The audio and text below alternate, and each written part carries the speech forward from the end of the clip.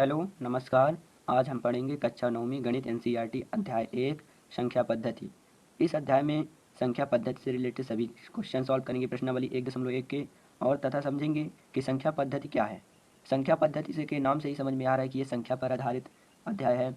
जैसे हम जो संख्याएं पढ़े हैं गणित में वही, यानी संख्या किस प्रकार की होती हैं, क्या होती हैं, कैसे होती है, यही सभी संख्याओं के आधारित पढ़ेंगे। तो चलिए देखते हैं सबसे पहले संख्या कितनी प्रकार की होती हैं।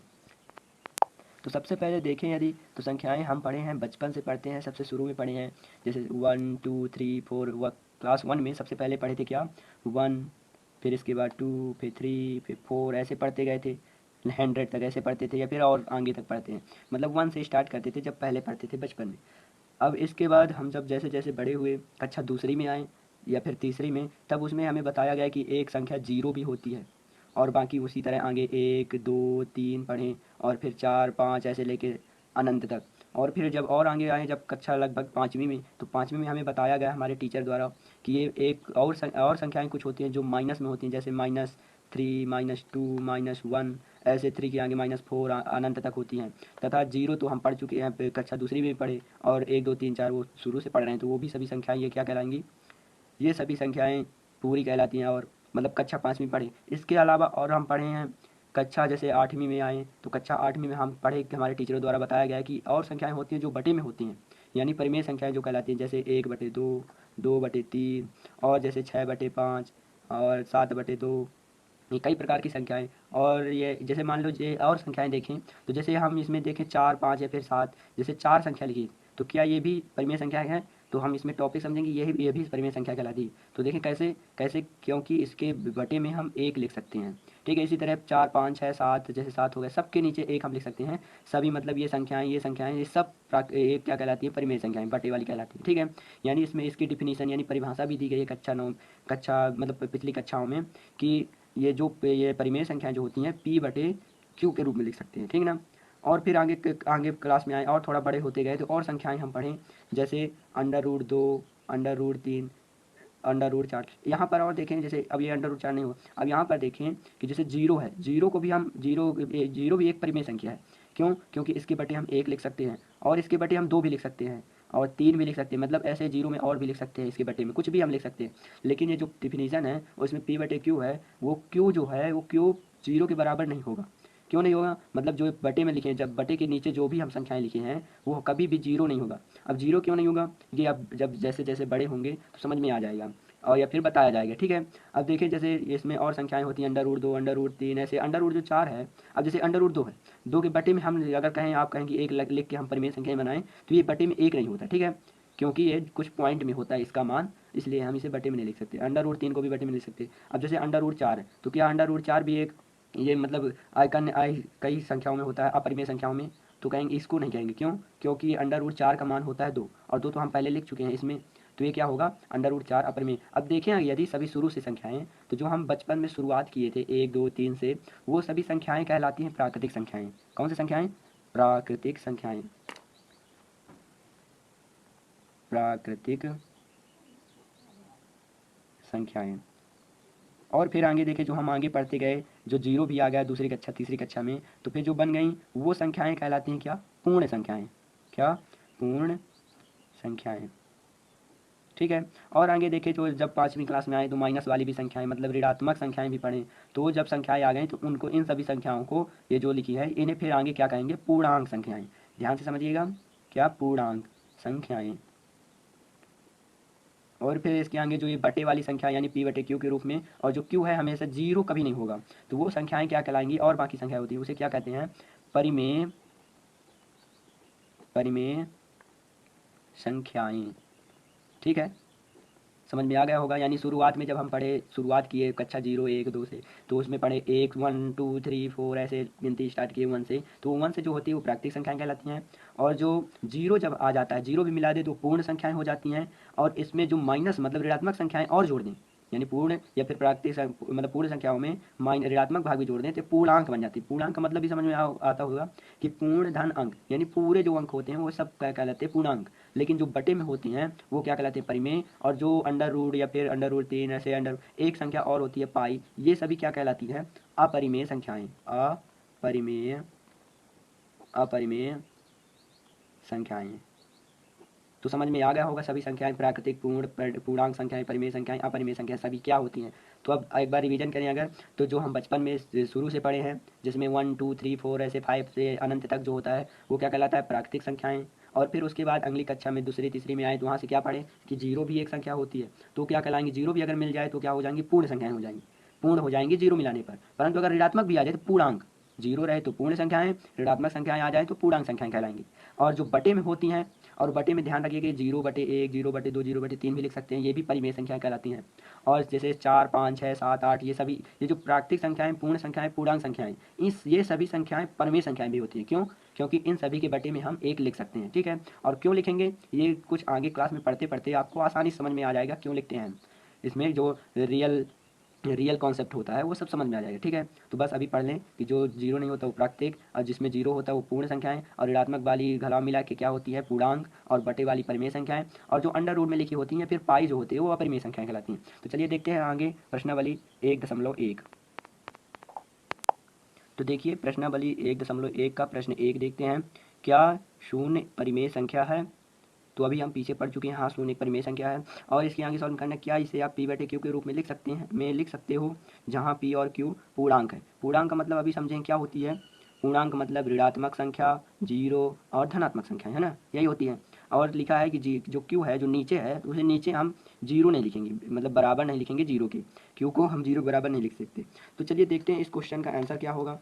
तो सबसे पहले हम लिखेंगे यहाँ पर उत्तर, इसमें हल कर सकते हैं लेकिन उत्तर क्या लिखेंगे, उत्तर में हम लिखेंगे कि ये जो, क्या ये सबसे शुरू में क्या पूछा गया, क्या शून्य परिमेय संख्या है, तो लिखेंगे हाँ, क्या, हाँ शून्य, इसे काम लगा देंगे, हाँ शून्य एक, शून्य यहाँ पर लिखेंगे शून्य, इसे काट दीजिएगा, शून्य परिमेय परिमेय संख्या है।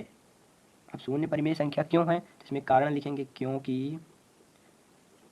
क्योंकि जो शून्य है, क्योंकि शून्य को क्या इसे आप p/q के रूप में लिख सकते हो, तो लिखेंगे क्योंकि शून्य को p/q यानी शून्य को 0/1 लिख सकते हैं, या फिर 0/2, 0/3, 0/4 कुछ भी लिख सकते हैं। ठीक है, तो ये क्या है, शून्य को 0/1 के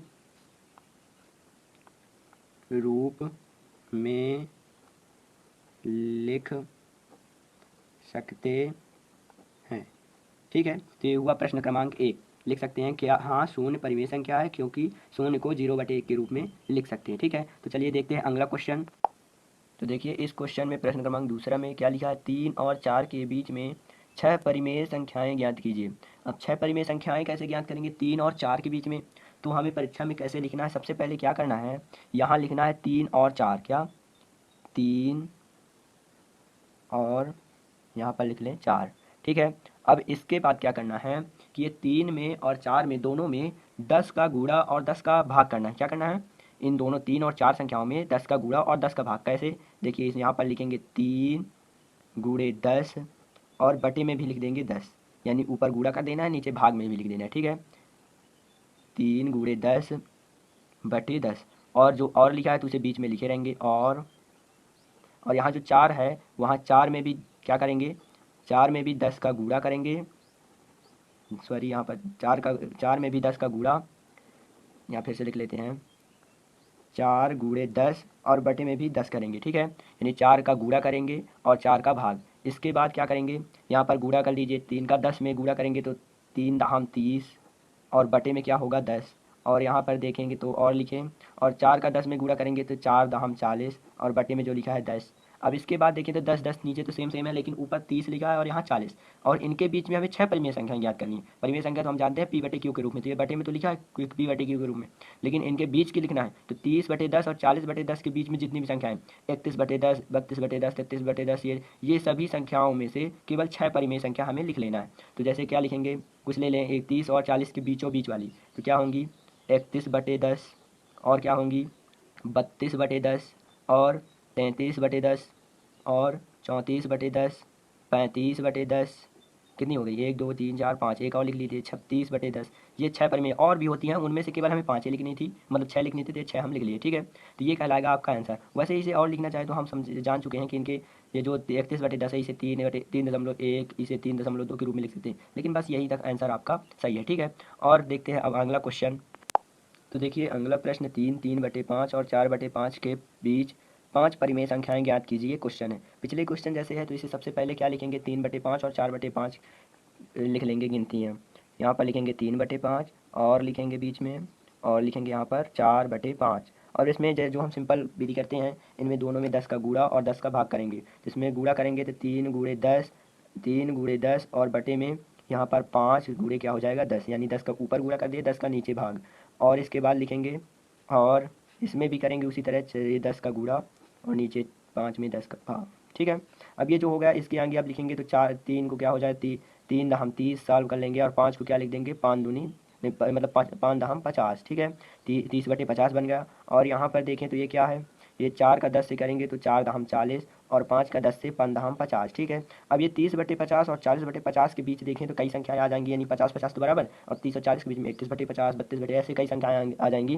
तो इनमें से हमें केवल कितनी लिखनी, 5 परिमेय संख्याएं। तो लिख लें 31/50, 32/50, और इसके बाद 33/50, और होती हैं 34/50, 35/50। ये सभी संख्याएं क्या कहलाएंगी, 3/5 और 4/5 के बीच की 5 परिमेय संख्याएं। और लिखना चाहें तो और होती हैं, लेकिन हमें पूछा है 5 संख्याएं, तो 5 ही लिखें, ठीक है। अब देखते हैं अगला क्वेश्चन। तो देखिए प्रश्न क्रमांक 4 देखते हैं।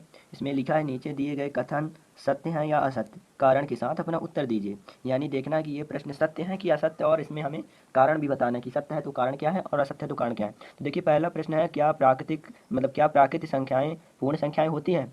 तो इसका अगर अच्छे से हम समझें तो इसे उल्टा हम पढ़ के देख सकते हैं, यानी कैसे। तो देखें, अगर यानी पूर्ण संख्या, जैसे यहाँ लिखा है पूर्ण संख्या प्राकृतिक संख्याएं, तो देखना है पूर्ण संख्याओं में क्या प्राकृतिक संख्या आती हैं। तो देखें पूर्ण संख्याएं क्या होती हैं, हम पढ़े हैं पूर्ण संख्याएं 0 1 2, ऐसे 0 1 2 3 होती हैं। यहाँ देख लेते हैं क्या होती हैं पूर्ण संख्याएं, 0 1 2 3, ऐसे 4 5 डेड ऐसे, ये सभी पूर्ण संख्याएं होती हैं, ठीक है। और अब इसमें देखते हैं प्राकृतिक संख्याएं आती हैं कि नहीं। प्राकृतिक संख्याएं तो क्या होती हैं, एक से, जो हम शुरू से पढ़े हैं 1 2 3 4, यानी पूर्ण संख्याएं ये हो गई 0 से लेकर पूरी, और प्राकृतिक संख्याएं ये, यानी पूर्ण संख्याओं में प्राकृतिक संख्याएं हैं। यानी हम लिख सकते हैं कि हाँ, यहाँ पर लिखें, उस हल में लिख लें, हल क्या लिखेंगे, इसमें लिखेंगे क्या प्राकृत संख्याएं एक पूर्ण संख्याएं हैं। तो इसमें आंसर लिखेंगे हाँ, प्राकृत संख्याएं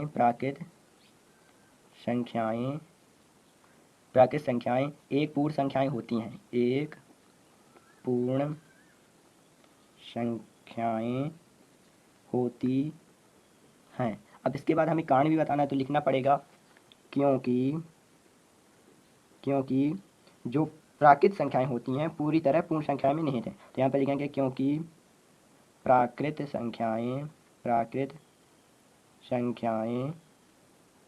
पूर्ण संख्याओं में निहित है मतलब उसमें पूरी संख्याएं हैं, ठीक है। अब देखते हैं दूसरा प्रश्न, क्या प्रत्येक पूर्णांक एक पूर्ण संख्या होती है। तो प्रत्येक पूर्णांक का देखें तो इसका फिर से वही मतलब समझें, यदि कि यानी पूर्ण संख्या में क्या पूर्णांक संख्या आ जाती हैं। तो समझे पूर्ण संख्या क्या होती हैं, 0 1 2 3 ऐसे लेके ये सब पूर्ण संख्या होती हैं। और पूर्णांक में जो होता है वो -1 -2 -3 ये तो होती हैं, लेकिन उसमें एक्स्ट्रा में माइनस वाली संख्याएं होती हैं, परंतु पूर्ण में तो होती नहीं। यानी पूर्ण संख्या में पूर्णांक के जो माइनस वाली संख्याएं वो तो है नहीं, अतः क्या होगा कि जो प्रत्येक पूर्णांक है पूर्ण संख्या नहीं होती। और बताएंगे कारण कि जैसे -1 -2 -3 ये सभी संख्याएं इसमें नहीं है। तो हम इन्हें, तो देखिए हमने लिखा नहीं, प्रत्येक पूर्णांक एक पूर्ण संख्या नहीं होती, क्योंकि -1 -2 ये कई उदाहरण ले सकते हैं, लेकिन हम इसमें एक लिए -1, यह एक पूर्णांक है परंतु पूर्ण संख्या नहीं है। तो अगला ये समझ में आ गया। अगला देखते हैं कि लिखा है, क्या प्रत्येक परिमेय संख्या एक पूर्ण होती है। इसका मतलब समझें तो एक पूर्ण मतलब जो पूर्ण है, देखेंगे पूर्ण संख्याओं में क्या परिमेय संख्या आ जाती हैं। तो पूर्ण संख्याएं देखें तो पूर्ण संख्याएं क्या होती हैं, 0 1 2 3 होती हैं पूर्ण संख्याएं। और जो परिमेय संख्याएं देखें, परिमेय संख्याएं क्या होती हैं, 1/2, ऐसे ही 2/3 4/5। ये देखिए जो पूर्ण संख्याएं ये सभी परिमेय है, क्यों, क्योंकि सबके बटे में एक लिख सकते हैं, ठीक है। नहीं परिमेय तो हैं, परंतु जैसे हम इसमें लिखा है परिमेय संख्या, प्रत्येक परिमेय संख्या पूर्ण होती है कि नहीं। तो प्रत्येक तो नहीं होती, क्योंकि 4/5 इसमें कहाँ है, इसमें नहीं है, इसलिए ये प्रत्येक परिमेय संख्या पूर्ण नहीं होती, ठीक है। तो इसमें हम लिखेंगे, तो देखिए इसके हम हल में क्या लिखे हैं, कि नहीं, जो प्रत्येक परिमेय संख्या होती है पूर्ण नहीं होती, क्योंकि जो 1/2 है, और उदाहरण होते हैं लेकिन हम 1/2 एक उदाहरण काफ़ी है, तो लिखिए 1/2 एक परिमेय संख्या नहीं है परंतु पूर्ण संख्या है, इसलिए प्रत्येक परिमेय पूर्ण संख्या नहीं होती। ठीक है, तो आशा रखते हैं सभी क्वेश्चन प्रश्न 1, प्रश्न 2, प्रश्न 3, प्रश्न 4 समझ में आ गया होगा। तो मतलब समझ में आ गया होगा। तो देखिए, यदि आपको समझ में आ जाता ठीक है, यदि नहीं आता तो आपको दिक्कत है कुछ तो हमें कमेंट कर सकते हैं, तथा हमारे चैनल को सब्सक्राइब करिए, लाइक करें वीडियो को और एक दूसरे के साथ शेयर करें। धन्यवाद।